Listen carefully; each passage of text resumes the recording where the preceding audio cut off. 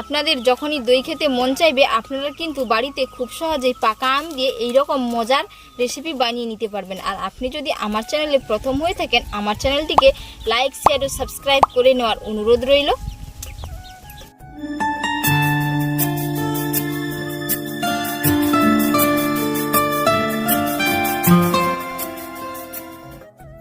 আমি আপনাদের আবারও একটি দারুণ স্বাদের রেসিপি শেয়ার করব। এই যে আমি একটা পাকা আম নিয়েছি, এই আমটাকে প্রথমে ভালো করে ধুয়ে পরিষ্কার করে নেব, দিয়ে এর খোসাগুলো আমি ছাড়িয়ে নিব। আজ আমি কিন্তু আপনাদের মিষ্টি দই বানিয়ে দেখাবো, এই ম্যাঙ্গো ফ্লেভার মিষ্টি দই। পুরো ভিডিওটা দেখতে থাকুন, আশা করি আপনাদের ভালো লাগবে। এবার আমি আমের খোসা ছাড়িয়ে নেব। আমটা যেন পুরো পাকা আম হয়, দিলে কিন্তু খুবই ভালো, এবং আমটা যাতে মিষ্টি হয় সেই দিকটা লক্ষ্য করতে হবে। আমটা দেখে নিশ্চয়ই বুঝতে পেরেছেন আমটা কত সুন্দর পুরো লাল হয়ে পেকে গেছে ভেতরটা। আর এই যে আমটা নিয়েছি এটা হচ্ছে হিমসাগর আম নিয়েছি।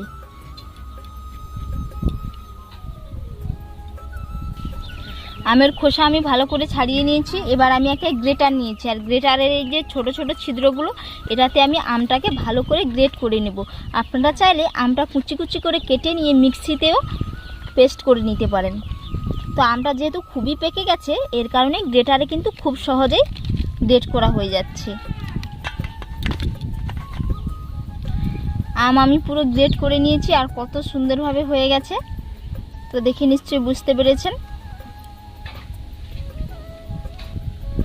দই জমানোর জন্য এইদিকে আমি 100 গ্রাম মিষ্টি দই নিয়েছি। যেহেতু মিষ্টি দই এর কারণে আমি 100 গ্রাম নিয়েছি। আপনারা চাইলে টক দই নিতে পারেন, তো টক দই নিলে এর হাফ নিয়ে নেবেন।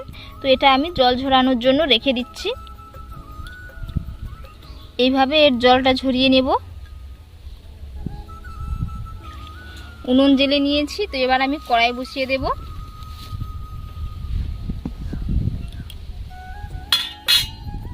পাকা আমের যে মাড়টা বের করেছিলাম এটাকে আমি কড়াইতে একটু পাকা আমের মাড়টি কড়াইয়ের মধ্যে দিয়ে দিয়েছি। তো একটু জাল করে নেব, 2 মিনিটের মতো জাল করে নেব, দিয়ে এটাকে আরও কিছুটা ঘন করে নেব। বন্ধুরা আপনারা যদি না বাড়িতে এইরকমভাবে একবার মিষ্টি দই বানিয়ে থাকেন অন্ততপক্ষে একবার আপনারা বানিয়ে নিতে পারেন এবং খেয়ে বলবেন যে কেমন হয়েছে। অবশ্যই আপনারা কিন্তু কমেন্ট বক্সে কমেন্ট করে জানাবেন। খেতে কিন্তু দারুণ লাগে।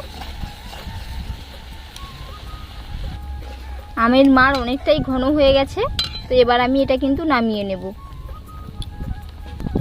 তো এই কড়ার মধ্যে আমি এবার 500 গ্রাম গরুর দুধ দিয়ে দিচ্ছি, দিয়ে দুধটা ভালো করে জাল করে নেব। এইভাবে দুধটা 5 মিনিটের মতো জাল করে নেব। অনবরত নাড়তে থাকবো যাতে না সরটা জমে যায়।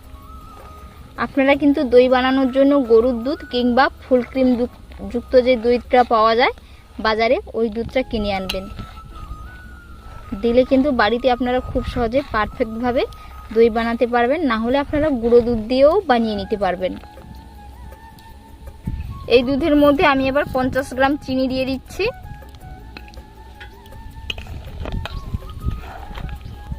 দুটো এলাচ ফেটিয়ে দিয়ে দিচ্ছি। দুধটা দেখে নিশ্চয়ই বুঝতে পেরেছেন অনেকটাই ঘন হয়ে গেছে। তো এবারে আমি চুলা থেকে নামিয়ে নেব।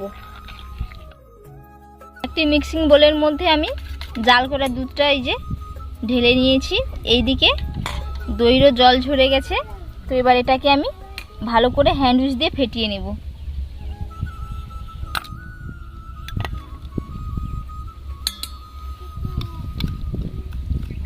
ভালো করে হ্যান্ড উইচ দিয়ে 1 থেকে 2 মিনিট ফেটিয়ে নিতে হবে যাতে না কোনো গুটলি থাকে। হ্যান্ড উইচ দিয়ে ভালো করে ফেটিয়ে নিয়েছি। এবার এর মধ্যে আমি আমের মাড়টা দিয়ে দেব।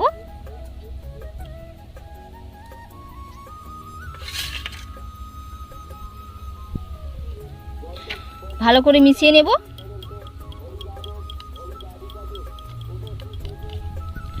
ভালো করে একসাথে মিশিয়ে নিয়েছি দই এবং আমের যে মিশ্রণ দুটোই। এদিকে দুধটাও ঠান্ডা করে নেব। তো তো পুরোপুরি ঠান্ডা করব না, আঙুল সইবে, এইরকম উষ্ণ গরম থাকবে। এর মধ্যে আমি দই এবং আমের যে মিশ্রণ এর মধ্যে মিশিয়ে নেব। তো দেখে নেব আঙুল সইছে, এইরকম উষ্ণ গরম আছে। এবার এর মধ্যে আমি মিশ্রণ দিয়ে দিচ্ছি। খুব বেশি গরম থাকলে কিন্তু দেবেন না, তাহলে কিন্তু ছানা কেটে যাবে, দুধ পুরো কেটে ছানায় পরিণত হয়ে যাবে। তো উষ্ণ গরম থাকবে, আঙুল সইবে, তখনই কিন্তু দই এবং আমের মিশ্রণটা দিতে হবে। এবার হ্যান্ড উইচ দিয়ে ভালো করে ফেটিয়ে নেব। ভালো করে ফেটিয়ে নিয়েছি। আমি একটা পাতিল নিয়েছি, তো পাতিলের মধ্যে সুতির একটা কাপড় বসিয়ে দেব। 3টে বাটি নিয়েছি, তো এই 3টে বাটির মধ্যে সম পরিমাপে নিয়ে নেব।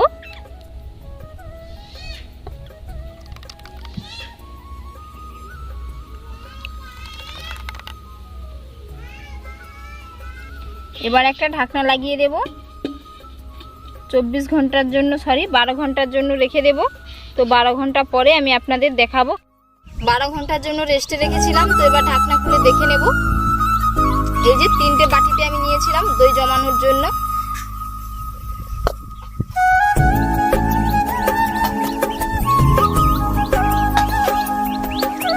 বাটিগুলোতে কত সুন্দরভাবে দই জমে গেছে, দেখে নিশ্চয়ই বুঝতে পেরেছেন। তো একটা বাটি আমি আপনাদের কেটেও দেখাবো। এই যে দইটা দেখুন কত সুন্দর হয়েছে। তো বন্ধুরা, আজকের রেসিপিটা আপনাদের কাছে একটাই অনুরোধ থাকলো, বাড়িতে অবশ্যই আপনারা এইরকম ভাবে একবার বানিয়ে খাবেন, খেতে কিন্তু খুবই অসম্ভব মজার হয়। আর এতক্ষণ পুরো ভিডিওটা দেখার জন্য অসংখ্য ধন্যবাদ রইল। আপনাদের সাথে নেক্সট ভিডিওতে দেখা হচ্ছে।